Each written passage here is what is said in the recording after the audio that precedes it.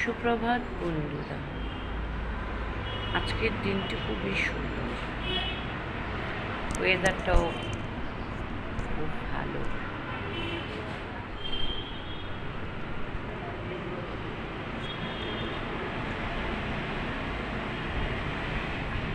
আজকে আমার একটি জায়গায় যাওয়ার কথা, যেহেতু বাসন্তী পূজা, তাই যদি যাই তাহলে শেয়ার করব আপনাদের।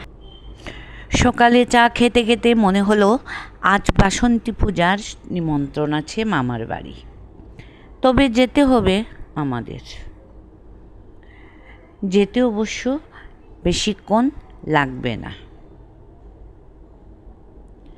তাই চা খাওয়াটা শেষ করে অন্য কোনো কাজ, আজকে বেশি কোনো কাজ করব না, কারণ এক জায়গায় যেতে গেলে অন্য কোনো কাজ করা থেকে একটু থাকব, তাই চা খেয়ে চলে যাব নিত্যদিনের মতো এই কাজ করতে। এই যে সকালে টিফিনটা তাড়াতাড়ি করে তৈরি করে নিয়ে নিচ্ছি, কারণ টিফিনটা তো করে খেয়ে যেতে হবে, তাই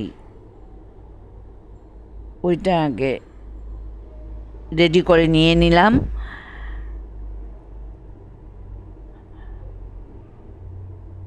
আমার পতি দেবতার জন্য বেড়ে টেবিলে রেখে দিব, আমি, আমার বোন, তাদের জন্য ম্যাগিটা বানিয়ে নিলাম। আজকে ম্যাগি করে নিচ্ছি, অন্য কিছু রুটি করব না, রুটি করতে গেলে অনেক সময় লাগে। যাই হোক, এইটাই আমি করে নিচ্ছি ম্যাগিটা।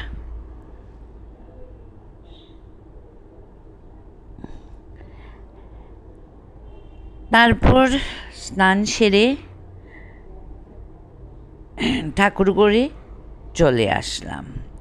প্রতিদিনকার মতো এইটা কাজটা। ঠাকুর করে চলে এসে ঠাকুর যেভাবে দিই সেভাবেই দিয়ে নিচ্ছি।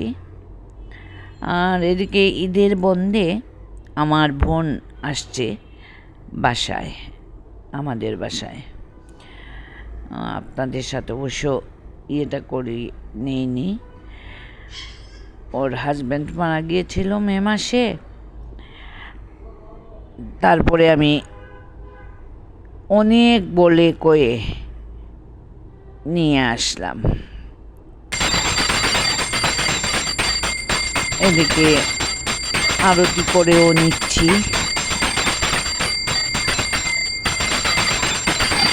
আরতি করে তারপরে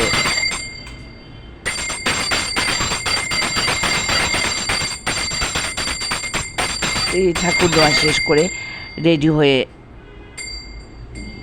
নেব, কারণ যাব মামার বাড়িতে।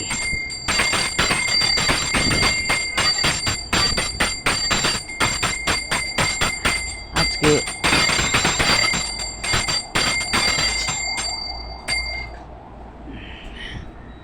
ওরাও, বোনরাও চলে যাবে, বৌমাও চলে যাবেন তার বাপের বাড়ি।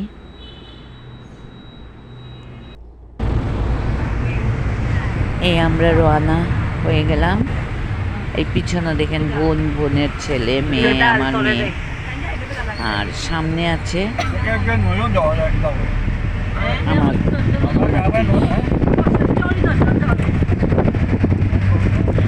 বেশিক্ষণ লাগবে না,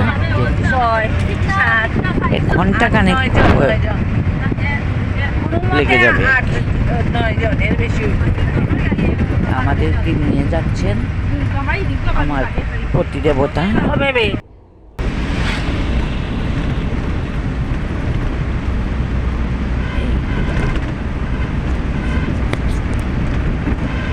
অদ্ভুত সুন্দর লাগতেছে।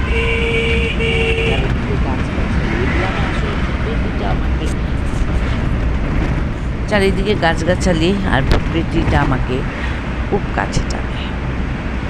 ওইটা আমার একটা জানি না কিসের জন্য। আর এটা একটা আলাদা পাওনা। এই যে বাড়িগুলা দেখছেন, এটা হলো পুরাতন জমিদার বাড়ি। আমি কিন্তু মামার বাড়ি চলে আসছি। এটা পুরাতন জমিদার বাড়ি, অনেক আগের, আজ থেকে হয়তো 70-80 বছর আগের এই ঘরগুলা। এই বাঁশের তৈরি, ইট পাথরের মধ্যে আমরা বাস করছি। তাদের পুরাতন ঘরবাড়ি দেখতে খুবই ভালো লাগছে। বাঁশের তৈরি করা এগুলা এখন চোখে পড়ে না।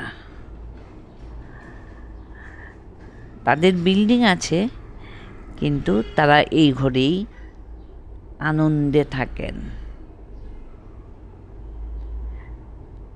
এই যে সামনে বিল্ডিং দেখলেন। এখন আমরা চলে যাচ্ছি মণ্ডপে পূজা দেখতে। ওই মামা আমাদেরকে বলতেছেন, মামা বলতে আমার আপন মামা না, আমার কাকুর শালা। কিন্তু এই দেখেন, এখানে শিব মন্দিরের আছে, শিলাপাথর। আর আমরা যেতে যেতে আপনাদেরকে সম্পূর্ণ বাড়িটা দেখিয়ে নিলাম। এই যে তাদের সম্পূর্ণ বাড়ি। আর এই দেখেন পুরাতন জমিদার বাড়ি যে আমি বললাম, এই দেখেন, এটা দেখে আপনারা নিশ্চয় বুঝতে পারবেন যে এটা পুরাতন জমিদার বাড়ি।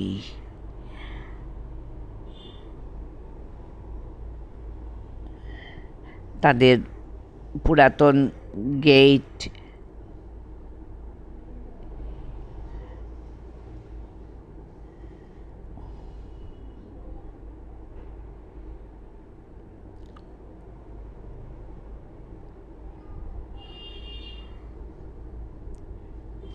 সম্পূর্ণ গাছগাছালি দিয়ে বাড়িটা ঘেরা। এত সুন্দর বাড়িটা। এই চলে আসলাম এখন। এটা সম্ভবত শিব মন্দির। হ্যাঁ, এটা শিব মন্দির। এই পুকুর পার, এই দেখেন পুকুর। আর এটা হচ্ছে শিব মন্দির।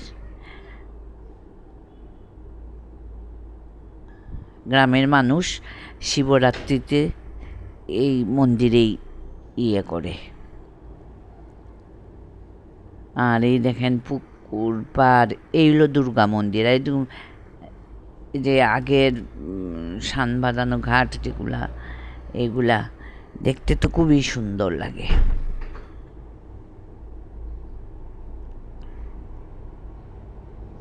এটা হলো দুর্গা মন্দির।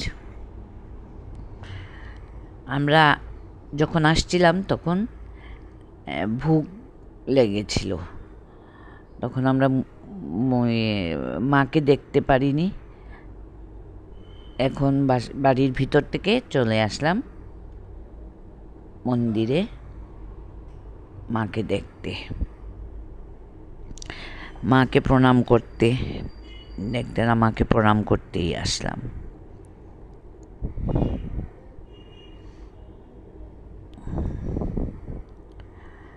প্রতি বছরই বাসন্তী পূজা হয়, প্রতি বছরই বলেন, কিন্তু আমার আসলে আশাটা হয়ে ওঠে না।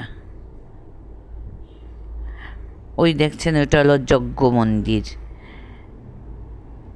এখানে যজ্ঞ করা হয়।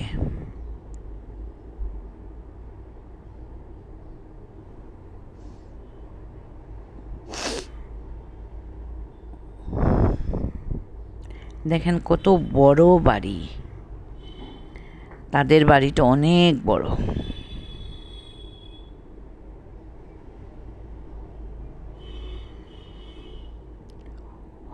এরপরে অনেক আত্মীয় স্বজন আসছেন, কিন্তু আমরা আর করি নাই। আর এদিকে অঞ্জলি দেওয়া হচ্ছে, যারা উপোস করেছে তাদের পরিবারের তারা অঞ্জলি নিচ্ছে। আর এদিকে আমার বোন, ভাইয়ের বউ ওরাও আসছে থেকে। আর এখন এগুলা দেখাই যায় না, এখন এগুলা আসলে দেখাই যায় না। আগে যেভাবে গ্রামে মাটিতে বসিয়ে খেতে দেওয়া হতো, এখন তো এগুলা দেখা যায় না, কিন্তু তাদের বাড়িতে এখনও এগুলার প্রচলন আছে।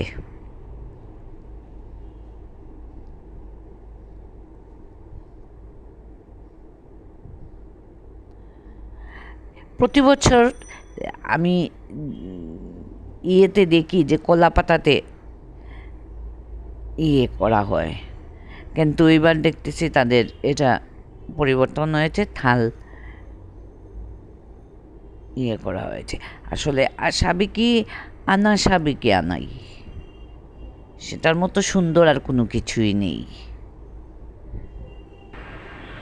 আজ সকালবেলা উঠে মনে হলো যে ব্লগটা আসলে আমি শেষ করতে পারিনি, তাই এখন ব্লগটা আমি শেষ করতে বসলাম।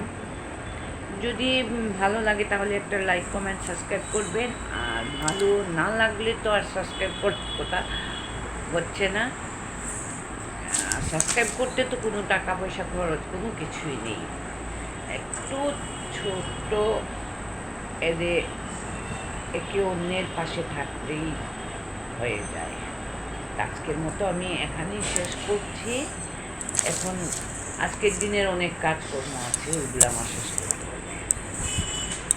এখানে এই ব্লগটা শেষ